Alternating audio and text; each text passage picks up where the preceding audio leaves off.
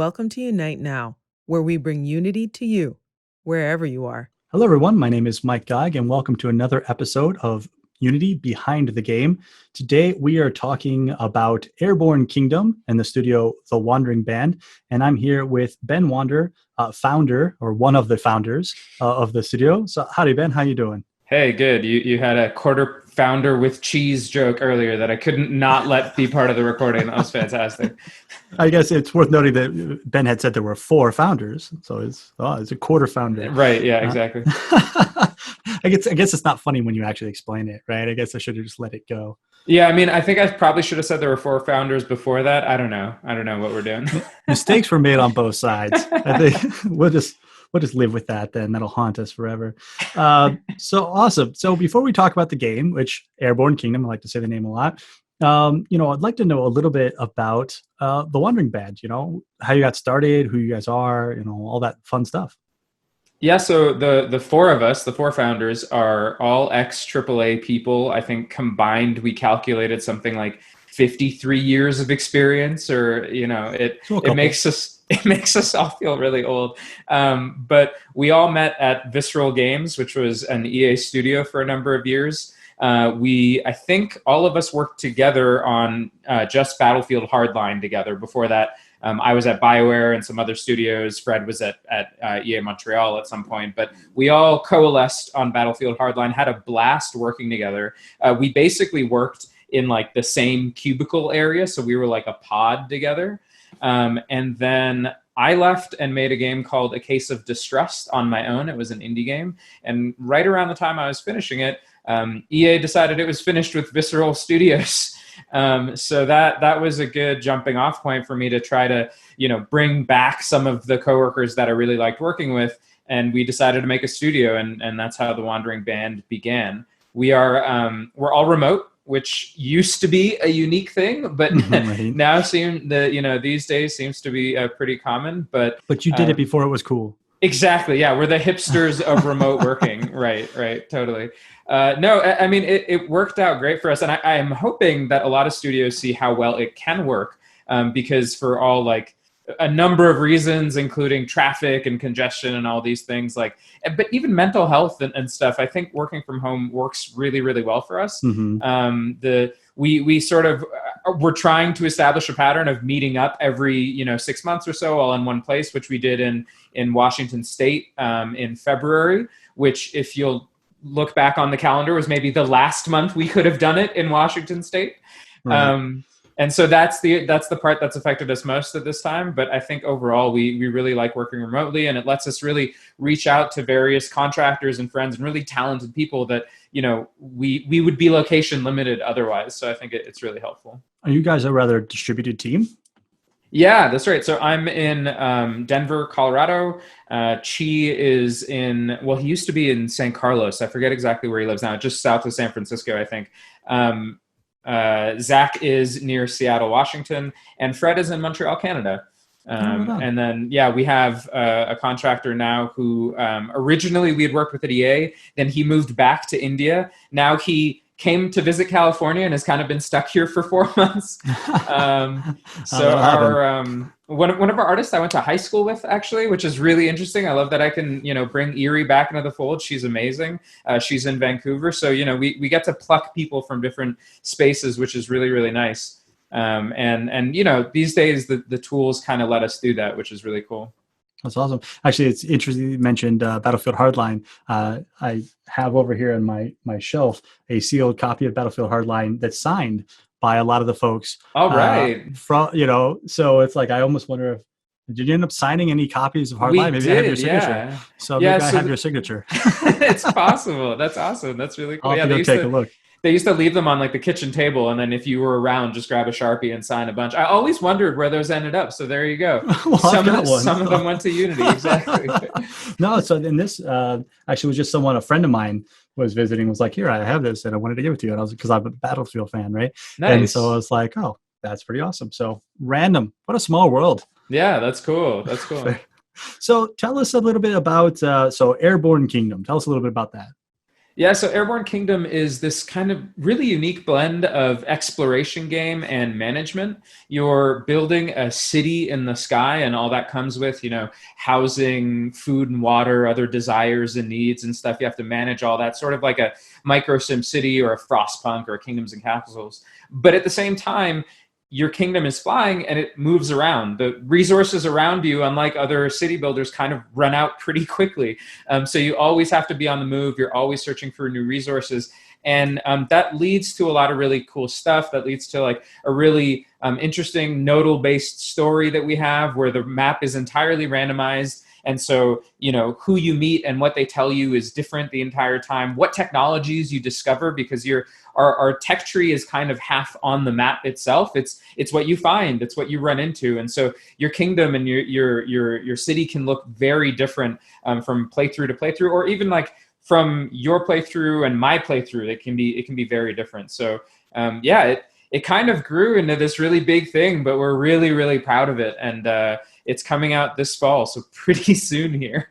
Nice. It's funny, we spoke previously and you mentioned it was kind of this maybe a little bit more chill experience, Right. exploring and building. But I gotta tell you, so I was playing it yesterday, and the moment it was like, oh, here's this propeller, and if you run out of coal, you plummet to your death. And I was like, wait, what? And then, so from that moment on, like, there was nothing chill about this at all. I was like, anxiety. I was like, oh no, I don't want to go plummeting from the sky. So I was like, gotta find coal, always find a coal. Like, oh, I'm only at 92% coal storage, find more coal. Yeah. Well, we have this kind of idea, like one of the kind of development mantras that we have is going from survive to thrive. And so at the beginning, you are reliant on a bunch of resources around you. Now, developer secret, we place a lot of coal everywhere in the beginning, so you don't have to be too worried. But you are sort of relying on the ground, and then eventually you start to develop more technologies that make you less dependent on that stuff. So maybe you find some balloons that don't need coal to power. They're just these little things that pop up around your kingdom. Maybe your coal efficiency goes up. Maybe you have so much coal storage that you don't care. You just load up at one deposit and you're good for 30 minutes or something, right? It just really depends on the way that you want to go and kind of what you find in your playthrough. Yeah, that's really cool. I mean, so it's a very interesting, kind of a unique concept where your city goes with you. And I don't imagine you woke up one day and you were like, you know what? Flying city where you fly around and take resources is like this. So what was the sort of the inspiration of this idea? Yeah, no, we were talking, at a prep call, and you're like, hey, tell me a bit about Airborne Kingdom. I said, well, it started as kind of a bartending hotel simulator where naturally. Yeah, you played a hotel bartender, and then we said, well, what if you played a hotel manager? Well, what if the hotel was, kind of different and special, and it was kind of in the air? Well, if it's in the air, why don't you just manage the whole city? Wouldn't that be cool? And that's sort of where it ended up. And that's what we had for, maybe 6 months. And it just didn't feel quite like there's something missing. And Fred, our programmer, who is notorious for coming up with really amazingly simple but very good game mechanics. If you played Battlefield Hardline, there's a mode in there called Hotwire, where it's all about driving cars fast. And we were all in a meeting, a bunch of designers, and Fred, the programmer, and he said, I don't know, what if the mode is take cars, drive fast? And that's how Hotwire was born. And so it kind of in a similar way, he said, well, what if the kingdom just moves? And okay, I guess that's not that hard to try. We plugged it in. We said, let's right click. You can move anywhere you want. And then that's when we really noticed there was something special with that game, when suddenly, oh, wow, that resource over there is out of the way, but I can get to it if I move there. That's when it really, when we really found the core loop of the game, and when I really feel development started in proper, It's really cool. I have to wonder though. So you started as potentially as a bartender at a hotel, and then why stop at a flying city? Why aren't you piloting a planet through the universe? Hey, there's always sequels. We can keep going bigger and bigger. Eventually, you'll pilot a galaxy, right? Build the Death Star. Exactly. It's just your entire city. It starts from humble beginnings. How long have you been working on this game? Oh boy, let's see. So it was a little bit before A Case of Distress launched that we started. So kind of at the beginning of 2018. So 2.5 years at this point. Yeah, a little over 2.5 years by the time we get to it. That seems to be a pattern with my games. Kind of everything that I work on is about 2.5 years. So yeah, it's been a while, but it's cool. It's fun. I mean, I'm still having fun making it, right? Even as we push to the finish, it's always a good time. I mean, it's impressive too. You said you have the 4 founders, you have a contractor here and there or whatever, but it's a really very small team. And so to have a game like this in 2.5 years, or it'd be 3 by the time it launches in fall or close to that or whatever, is actually really, really cool. I mean, what kind of challenges are there for a team of this size to build something kind of this ambitious, something so new? Yeah, I think a big, especially coming from AAA, a big thing with AAA is everybody is extremely specialized. They all have the thing that they're good at. So, technical artists are wizards in my book. They basically take code and make it beautiful, and showcase all of these wonderful particle effects and dynamic systems and overlays and visual environments and all this stuff. And on our team, for example, none of us were technical artists to begin with. And so that was an example of something that we had to learn. So, Chi and I kind of helped make the clouds in the game together. And, he worked a lot on visual environments and the coloring and stuff like that. I did the outlines, that when you select something and it has to outline properly, that's not the easiest thing to do. It's not the most obvious thing to do. And so I had to figure out exactly how to do that. Fred and Chi worked really, really hard on our DayNight system. And so all of these little intricate things that sort of fall through the cracks because you don't have an exact expert on one thing or another. You basically just have to learn and pick up yourself. And speaking of the clouds, I really liked how they got out of the way of the mouse cursor. Like every time you're like, oh, wait a minute. And they're just like whoosh out of the way. You're like, oh, that's really cool. Because you need to be able to see what you're clicking on below the clouds, totally. Right? Because you're up in the sky. And no, that was just a really neat effect. There's no question there. I just wanted to tell you, I thought that was really, really cool. Yeah, no, it's like we have a gradient kind of around the mouse cursor that we multiply. I'm really nerdy about this now because I've been into the clouds for a while, but that's great. Basically on the shader, we multiply this kind of gradient where your mouse is, and we can affect the strength of it and stuff. So depending on how thick the clouds are, that gradient's more powerful. Oh, see, okay. That's actually an interesting implementation. I was like, are you detecting the mouse and moving the clouds or fading them out? But no, it's just a shader where you're applying some gradient that's just always there. Yeah, and that's something we're using Shader Graph for that, which was really helpful for this guy who knows, or at least at the start of this project knew very, very little about shaders. Being able to drop in nodes and see what is broken where, which node is pink. Okay, this node's pink. Pink is bad. Why is this bad? That was extremely, extremely helpful. So. And again, kind of the tools, especially with the high definition rendering pipeline that we're using, really helped propel us forward in a way that I think would have been difficult if we were just on our own.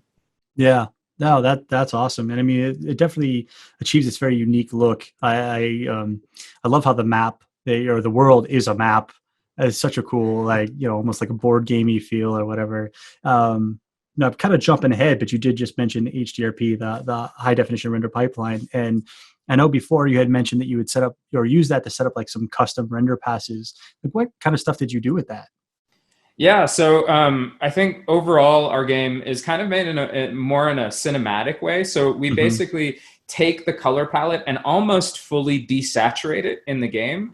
And then we bring it back up with post-processing. So including, some of the default stuff that's actually on the visual environment bounding boxes. So stuff like color grading is really important, color temperature, sort of a different time of day lighting. That's how we get that to work.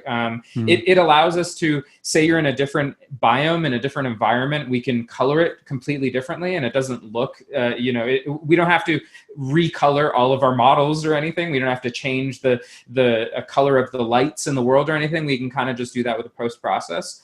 We're also doing some custom passes that aren't out of the box. So we do, we do a blur filter on all of our UI elements. So when something pops up, it's kind of blurred behind it. It's a little bit opaque too, so you can read it a little bit more. We do a tilt shift effect, so we kind of blur the top and bottom a little bit more, just so it gets that kind of toy feel to it. And that's all through the HDRP custom passes. Nice, and it's a really neat effect you were talking about, where you sort of desaturate in order to rebuild it. And a lot of people sort of miss things like that, because when something is green and you put a red light on it, it just kind of turns this ugly dark brown or whatever. Yeah. And so, because you can't really change its color, and so by desaturating, you can make it whatever. That's a really neat. I've not seen anyone do that in games. I've seen it like in, Jude said, in films and cinematics and stuff. But in games, it's a really cool effect. Yeah, I mean, if you take a look at the way any films are made these days, anyway, they basically shoot in this really, really toned down color scheme, and then they add the colors back up. I think I was seeing, the latest James Bond film. They had a night scene that they filmed right in the middle of the day because that's when they could get to location, and it looks like night in the movie, and it's just from passes over top of it.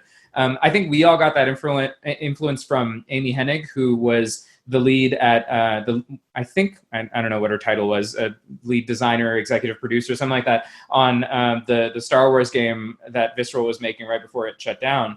But she brought in a bunch of really cinematic elements from Naughty Dog in her days on the Uncharted games. And I know that that's how they made their stuff. I don't know about other AAA houses for sure. That's not exactly how we were doing it before then. So Battlefield Hardline has some of that, has some color correction, some color grading, but it's not quite as desaturated as we have it, basically. Yeah. No, it's just a really, really cool effect. So, kind of getting back on track here because my list of questions, but whatever. Right. Out of curiosity, it's a small team, all ex AAA folks. You're building something very new and unique. Like, what are you hoping to accomplish this game? Like, what's the purpose of this game? Whoa, that's an interesting question. I mean, I think for us, every once in a while you'll get a good one in, right? No, just kidding. No, it's a good question because it kind of goes back to why I think a lot of us wanted to leave AAA. And for me, that was creativity. It was being able to do something different and something new and something that you hadn't really seen before. Our game also has a big focus on non-violence and non-combat, and it's not obvious. We don't throw it in your face, but kind of as you're playing the game, we feel like it just doesn't enter your consciousness of like, oh, I need to hit something or anything like that. So that's part of it, and then the other part of it is just having something that you haven't seen before that you can say, oh, wow, this is a really unique twist on these two genres sort of melding together. This is our first game as a studio combined, but I think that you'll see that throughout all of the other games that we make, and then the support that we're going to give to this game, obviously, is I think you'll see some really unique and different things coming out of our studio. And that's what we want, because if we didn't want that, we would have stayed at AAA. AAA was fun. It was great. But it was just this kind of creative burning that made a lot of us want to leave. Nice. Awesome. That's really cool. So, all right. So, yeah, I mean, unique gameplay, mixing of these genres. Like if you had to say define your target player, like the person that this game was made the most for, we'll call them Aaron. If you had to define Aaron as a person, who is Aaron? I think Aaron likes either city builders or exploration games. And so I think she's going to get a little bit out of... Or he. I picked that on purpose. Or he. There you go. Yeah, well, there you go. I tend to default to she for my player because most people default to he. So I try to go the other way. Yeah. We can... probably they is what I should be using. So they will probably get some really good... mileage out of the combination of the two of them, right? So we're kind of trying to build in something for the player that really likes Frostpunk, something for the player that really likes Kingdoms and Castles, but also something for the player that might not have played one of these games since SimCity. Maybe likes games like sort of open world games. We're taking a lot of inspiration from the more recent Zeldas and things like that, where they can kind of explore this vast open world and they don't really know what's around the next corner. You have a map you pull up, you have quests that you do, and so it's not about running through the environment. It is, you're flying over top of it and you're sort of making your city as you do it. But it does have that sort of feel to it, that sort of vibe to it. And we found that kind of players that like both of those types of genres really click with this because it has that, what we think anyway, is the sort of sweet spot between the two of them. Yeah. It's it's interesting too. Yeah. You have this, the city building is kind of where I came into it because I really like city building games. Nice, I'm like, okay, this is fun. But then you're like, but what's that over there? Right. It's like, well, let's go. It feels very much like a, hey, everyone, let's go see what's over here. Yeah, I mean, it kind of my subtly in the back of my head, I want to get city builder players really into exploration and exploration players really into city building. It's kind of this nefarious sort of pulling the rug out from under you of, haha, I knew you would like city building. If only you had found a game to try it. But look, isn't it great? And then hopefully open up like a whole big genre reveal for people. Yeah, exactly. If they want it. Oh, I had no idea. Yeah. So, having this experience, the technical experience, coming from the backgrounds you guys have, obviously you could adopt any technology, you could build any technology. This is a made with Unity game. Why did you guys make it with Unity? I think the biggest reason that we were kind of evaluating different engines. We knew that we didn't want to make our own engine. I think that really leads into a rabbit hole of Sure. You're no longer making a game, you're making an engine. And we knew, especially with a small team, we just couldn't afford that time. We needed a platform to be on. Unity really appealed to us for a number of reasons. Probably the top one is the community. Not only the community of people, especially indie devs that we know that use Unity, but the online community. Like we're distributed. We don't have, the experts all around us. We can't, go over to Mike's desk and say, hey, Mike, can you tell me exactly how this works? So we kind of need that sort of entire community that if we have a question, if we have something deep that we really want to ask, that either it's been asked before or the community will respond pretty quickly. And we even did kind of a test with that. We just asked a pretty basic question on the Unity forums. And in a couple of hours, we had like 4 responses. And that was crazy. That was I had worked with Unity for A Case of Distress, so I kind of knew that. But for the other guys, they went like, oh, wow, okay, we instantly kind of got an answer to our question and we can move forward, right? And that's huge. And then I think the other aspect of it is the asset store. And that kind of comes out of the community too, right? With the more people using it, the more people are making assets for it. And there are so many, different assets that we've added both to the editor side and then also to the game side that have just helped us tailor the editor and the engine and the game to what we're making, which I think is really, really useful. Any asset store things you want to give a shout out to? We use Odin Inspector quite a lot. That thing nice. is really cool. It helps us use dictionaries in the inspector, which is really neat. Let's see. Easy Save 3 is a really big one for Fred. I think there's just one guy developing that. I believe his name is Tarek, and Fred is constantly in contact with him. It was an amazing jumping off point. It was like a really, really good foundational tool. And obviously we had to extend it for our own purposes. And so we've kind of contributed back to the community in that way, where we're basically telling them like, hey, we found these bugs or these edge cases or whatever, these don't work. And then pushing that back. So hopefully it's better now for more people. I don't know. There's selection history, which, helps me as a designer kind of go back and forth between stuff. There's a whole bunch of just these little things that, you don't think about, but then somebody actually made something that does this. Okay, cool. I'm just going to, in 2 seconds, pay $10 and then have my flow work that much better for specifically what I'm doing, which is really cool. Huge quality of life gains and stuff like that. So what's so challenging about making a save game system? Oh, nothing. It's just it's pretty easy. Oh, this whole thing. We save just about. I think we save too many things now. Fred's working on paring down the amount of stuff we save, but like basically everything that you see in the game, from the individual like pieces that make up the world to the little resources that are around everywhere and how much they have left of them, from where your kingdom is and kind of what technologies you have, what you've researched, what you've built, how you've built it. It's a lot.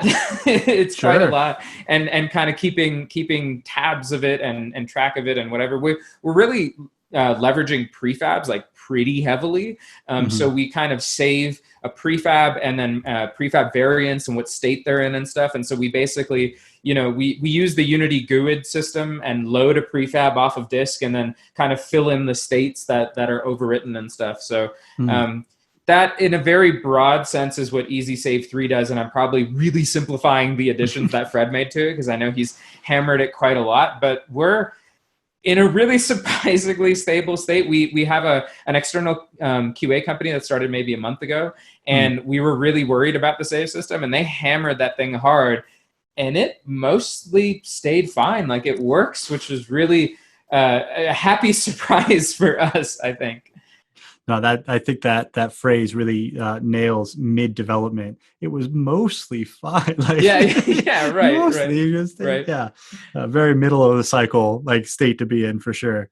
No, and I you know I appreciate even getting a copy yesterday that I could play, prior to this and check it out because it really gave me a good understanding. But even then, it's like, yeah, it's mid development. Like it's not like a cut beta for a specific event or whatever like that. So there's always things that have been worked, but it's really, really fun. I think I enjoyed it. Up until a month ago, all of our UI was kind of white boxes with black outlines. And I think some of that stuff you might have still seen. Like I think the main menu or the pause menu is still like a white box and whatever. So yeah, it's kind of cool. Like kind of the end of development is when you really ramp up and see all of like kind of everything coming together. Because for a while I want it to be white boxes, right? If we make a big change, I don't want to have to redo a bunch of art or redo whatever. We want it to be pretty malleable. We want it to be modular. But now is the time to make it look really, really sparkle. So yeah, it's exciting. It's exciting to see all this rapid progress that we've been able to do. It's really cool. It's funny, as a programmer, I didn't even notice the white boxes. I just was like, it's minimalist, right? Right. Like what's not effective about that? I think it's a button. It tells you what it does. Done. Like, right. Like what more could you possibly want? Just kind of talking about, you were talking about all these things and heavily using prefab, all the things you have to save. And there are just so many little details like in the gameplay that I thought was like something I didn't, again, I guess I'm afraid of heights even in a video game, but like there were parts that were causing me anxiety. Like if you build a building on the right side of your city, it tilts. And I was like, right. Oh no, wait a minute. So how I thought I was going to lay things out, I'm not going to do that because now I'm worried about that. Right. So like just little details like that is quite fantastic. I have to wonder, like, were there certain details like that you decided, okay, these weren't fun or maybe too realistic or whatever that you cut out? Yeah, so the tilting system is interesting, right? Because I think it is interesting, like tilting one side or tilting the other. And that actually plays into the mechanics. So if you're too tilted in one way, you can't go fast enough. Also, your people are upset because like who wants to live Right. on like a 30-degree angle or something? And, especially when you're that high up, you probably want a bit more stability. But we didn't, we kind of had a system that was a little bit more realistic than that. And we didn't even push it to as real as it could have gone because at some point it just didn't feel good, right? We have some stuff where, hey, if your propulsion is a bit too far on the left or a bit too far on the right, then it slows down. But we didn't want you spinning in circles because like, oh, you're one of your oars, which is one of our propulsion technologies, is too far over to the left and you don't have a balanced one on the right or something like that. So it gets to the point where it works, I think, the way people think it should work if they're not thinking about it too hard. It's kind of like a pretty cut and dry, kind of obvious way of working. But if you're thinking about the physics of it, it doesn't work like fully the way it should. And that isn't a technological limitation. We could have done that. It just wasn't fun. We just realized, okay, this is too realistic. We don't want all these spinning kingdoms kind of crashing into the ground because somebody placed a hanger in the wrong spot or whatever. Right. A lot of people don't realize that realism isn't all that fun. Right. Like, yeah. like realistic, like if you think about like realistic explosions, even there's nothing visual to them. They're an expulsion of force. But Hollywood explosions are gasoline fires and big fireballs, and everyone think that's an explosion. When really, it's quite different. Like the realism or most airplanes or game mechanics like that, they're really kind of like boats in water, not like planes in the air, because the reality is really not that fun.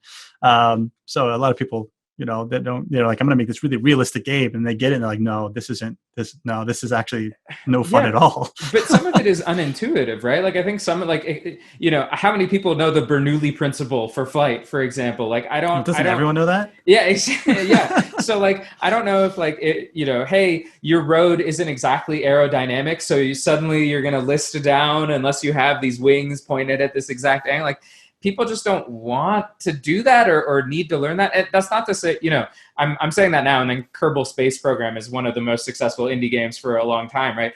I think if you make a game around that's specifically about that, I think that can do wonders. That can be really cool. That can be awesome. But for a game like ours that has all these other elements to it, like you're kind of coming to it for the city builder, you're coming to it to see this kind of sky castle thing that you've created. You don't necessarily want it. It has a little pixie dust on it at certain points, right? Just to make it a bit more fun for you.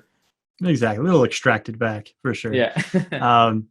So we were talking about the graphics a bit. What were some of the hardest things to get correct? To get to a point where you looked at it and said, that's what we were going for. Yeah, I don't know. I think visually we kind of had a style from the beginning of kind of what we wanted to hit. So it was all about kind of iterating and finding what worked well and what didn't. I think this sort of low poly but almost clockwork sort of toy looking thing is something that we really liked from the start. And it was all about, like you said, adding more elements to it. So like putting textures on it so it looked a little dirty and grungy, and adding words and names of things and counts and stuff on the ground so that it does look more map-like. Some of that stuff is actually subtly gameplay relevant too. So all of our numbers kind of face north. So if you're looking north, everything reads correctly. Most of our text is kind of northern based. Some of it curves like an old map would, but basically it's as if you were holding a map and north was up for you almost. And so it orients you in certain ways and stuff. So it's interesting how some of that art has kind of played into the gameplay, but we knew that was the style that we wanted to go for. And it was all about just kind of adding to it and building it and what works and what doesn't work type of thing. Yeah. That's interesting, because I noticed that at some point the text was facing other ways, but it didn't occur to me at the time that they're all facing north. I was just like, but that's an interesting, because you could certainly use that to orient by, and it's all those little details, right, that go into like a final polished game and stuff. That's really cool.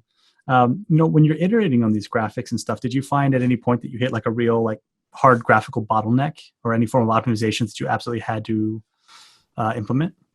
So DayNight is the big one that I'm thinking right now, because we basically had just finished that, and it wasn't so much of a bottleneck. It was more just learnings that we had to do.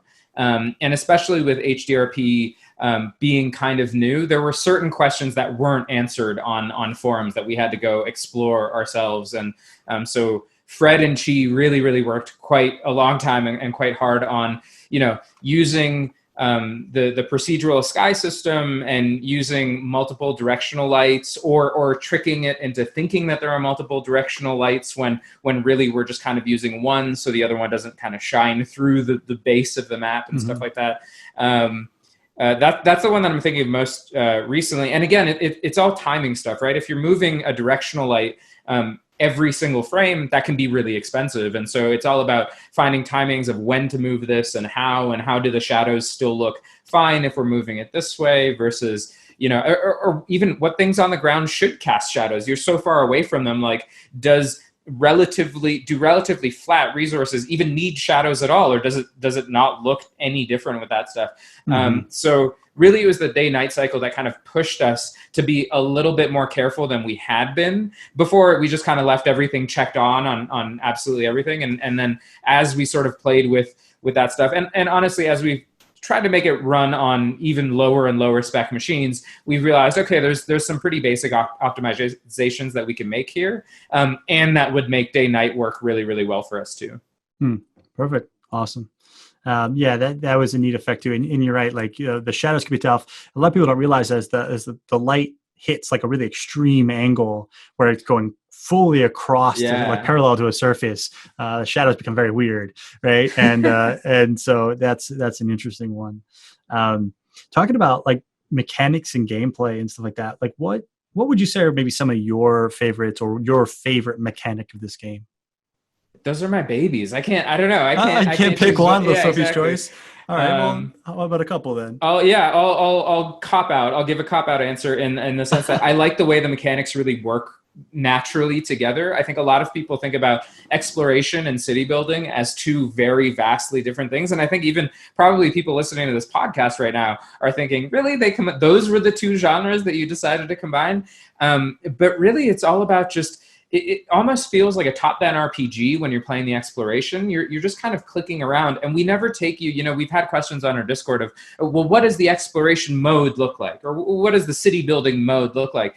And they're not modes. It just happens all at the same time. You naturally see a resource that you want far away, and you kind of click to go towards it. Oh, but you're not moving at that fast of a speed, so you need to add a propulsion building behind you. Oh, but now that propulsion building is using a lot more coal than you're used to, so you need to make sure that you're finding all the coal storages you want. Maybe you want to research a more efficient, coal system, or maybe you want to research a lift system that doesn't use coal, so you can save it for your propulsion. So all these things sort of naturally build off of one another. And what's interesting is I don't feel, once we kind of got going with the system, there wasn't really a blocker to the design aspect of it. It was more, hey, there are four of us, we have to basically make this happen. But everything naturally fit into place in a way that I think even surprised all of us.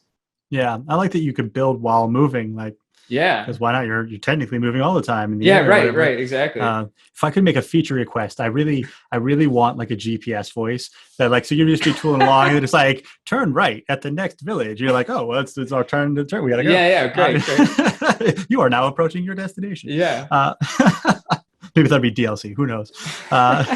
We'll get like the Darth Vader voice. Isn't that like a good GPS voice that you get? Yeah. There you go. Or an Ozzy Osbourne, or right. iconic voices, Morgan Freeman. Yeah.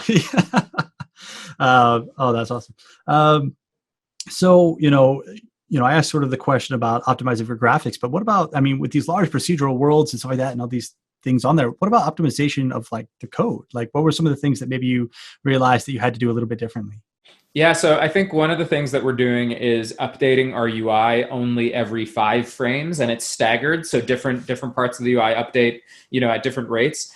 There are a lot of resource counts and storage counts and when workers go down and pick up resources and stuff, it can take a long time if you're kind of crunching all those numbers all at once, all at the same time. So we basically try to stagger a lot of that so that the player doesn't see it. So if you're really being pedantic, yes, you might be 5 frames off of that number that says -2 should have said -1 5 frames ago. But I think most people won't notice that. And it's sort of little subtle things like that we can do to make it feel a little bit smoother that the player doesn't notice at all. And we're still working on that. So for the save system, I mentioned how much we're saving. We're saving such a big, huge amount.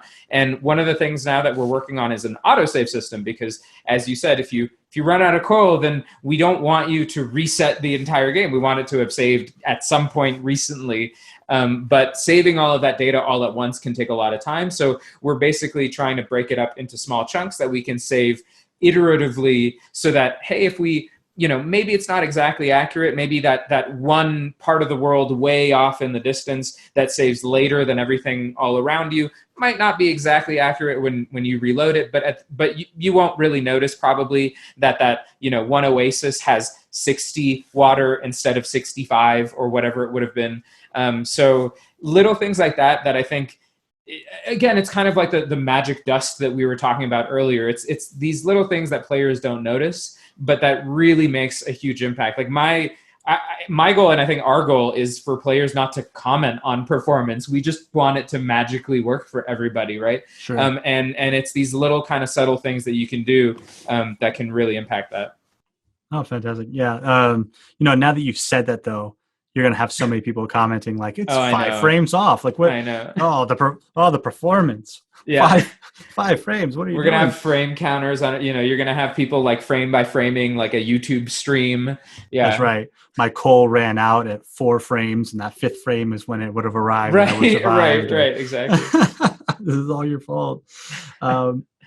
Well, I know you didn't want to pick favorites as far as mechanics. I get it, sure. But if you had to pick one thing that you're most proud of about this game, what would you say that was?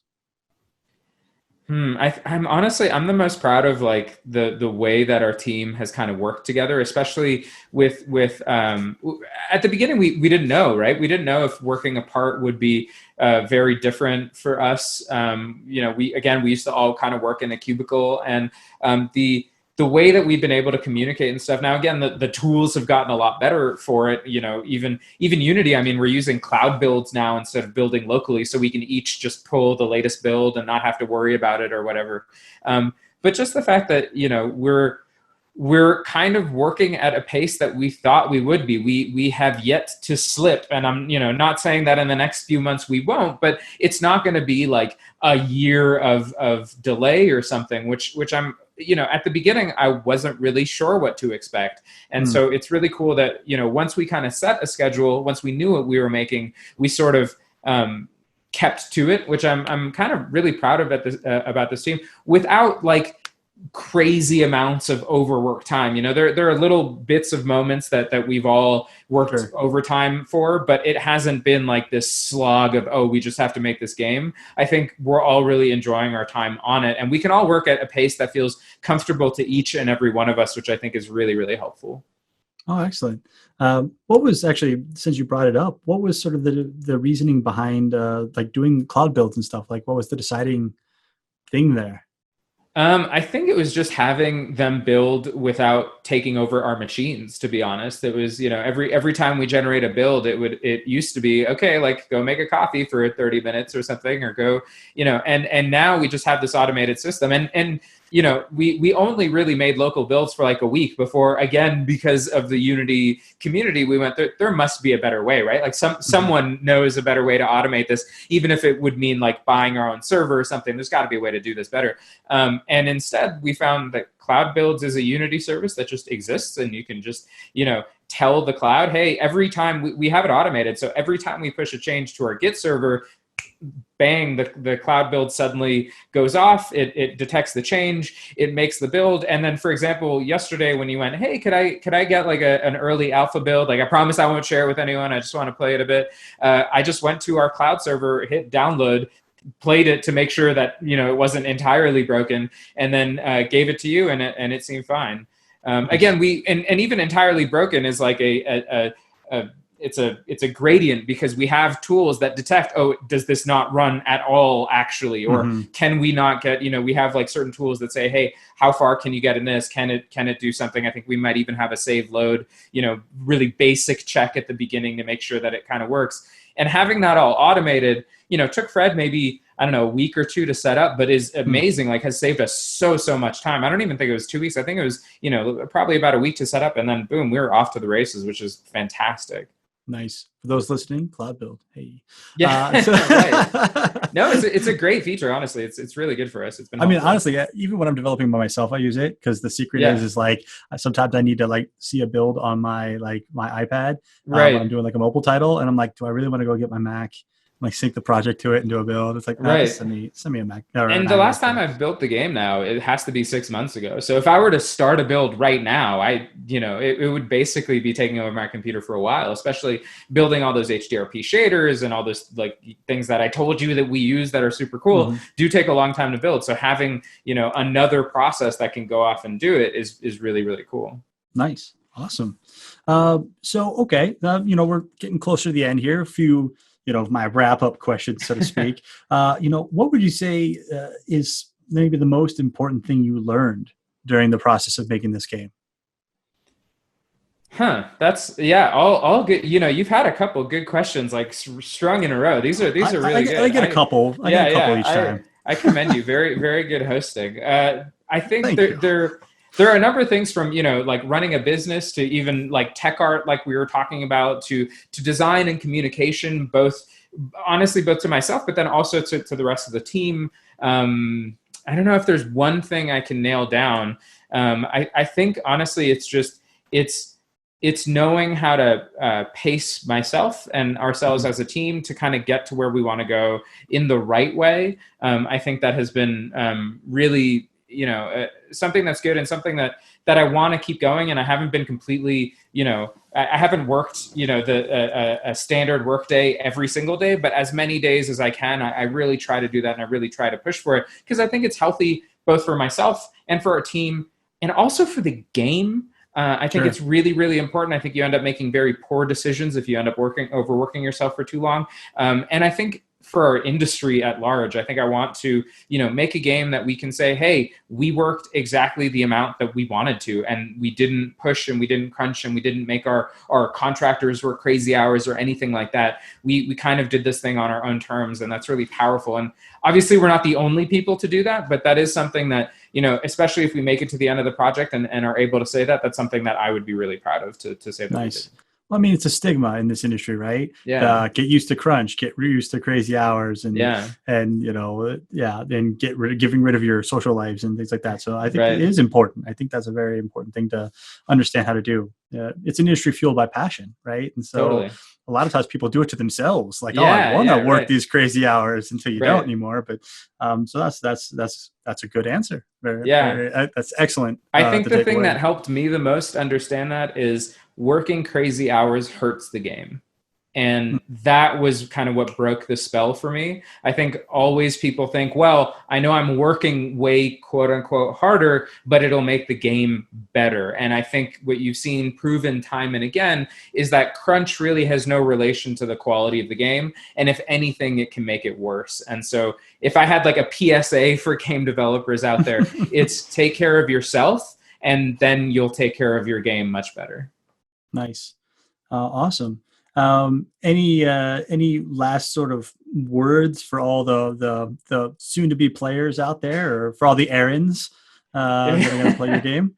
Yeah, well, come check us out on our Discord. We're there, all the time talking to people. We're as transparent as you want us to be. I mean, we're answering questions. We're kind of trying to avoid story spoilers. But beyond that, if you have any questions that you have about the game or you're curious about it, join our Discord. You can find that at airbornekingdom.com. There's a really big link there. You can also... There's a link there to our pre-order too, which pre-ordering indie games is really helpful for us. I mean, I think every copy for an indie studio is a really big boon. So if you have pre-ordered already, thank you very much. If you're really even thinking about it, thank you so much. And yeah, come join our Discord. Come talk to us. We're very open. So I can't wait to actually build the game and get it in front of you and get you to play it. Right. That was like kind of like getting towards the last question, but since you said something, I do want to ask is, you said for indie games, pre-ordering is important. And so can you talk a little bit more about that? Because I've not heard anyone really talk about that. Like, what is it about pre-ordering games that's so important for you guys? I think it's just the fact that, a lot of people might forget about a game, or a lot of people might, look at it and then wish list it, and then it comes out during a sale, and then all of, they have all these other things. I think a pre-order is a really good way to sort of cement kind of a relationship with your player, to say, hey, if you saw something and it's cool, commit now, so that we know on launch day we have a user base and a community that we can really build with. I think a lot of what you'll see is, you'll have 50,000 wish lists or something, but then 5,000 people bought it day one.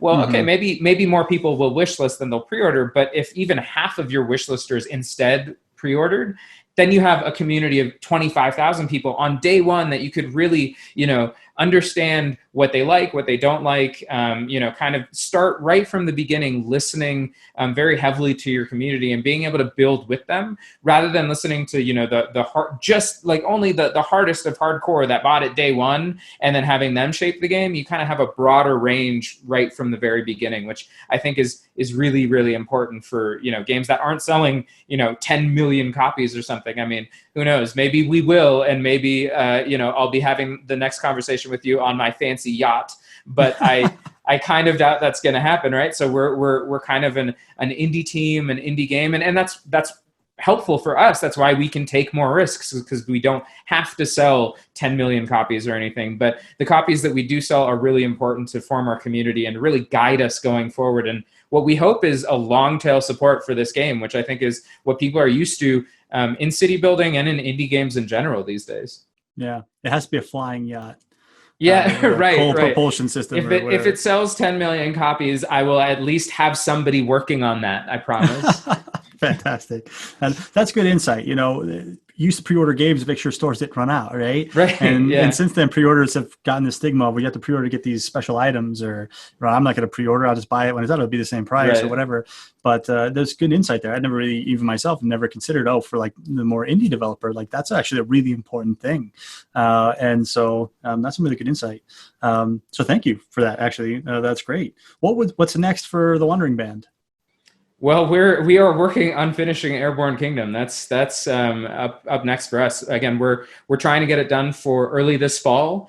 We haven't nailed down an exact date yet, but that's kind of the window that we're looking at. And then beyond that, I think we're really looking to support this game for a while after. We hope that it has a really long tail, and really the amount of support that we can give it depends on our player base and depends on how many we have and kind of what they want. But our ideal is to keep going with this game and keep building on it. There are a lot of ideas that we have that we keep throwing out in our local Slack chats and whatever, and we're like, oh man, okay, maybe we could do this like next January, or maybe we could do this whenever. And so it's cool to make a game that we feel is 1.0 and that we feel is fun and that we feel people will get a lot out of. But I think what is really promising to us is that's not the finish line anymore. Mm-hmm. That's kind of just a milestone, and we're going to keep going and keep making this thing as cool as possible. Fantastic. Well, thank you again. So, this has been Unity Behind the Game. We've been talking about Airborne Kingdom, talking to the Wandering Band, specifically Ben Wander, one of the Quarter founders with Cheese.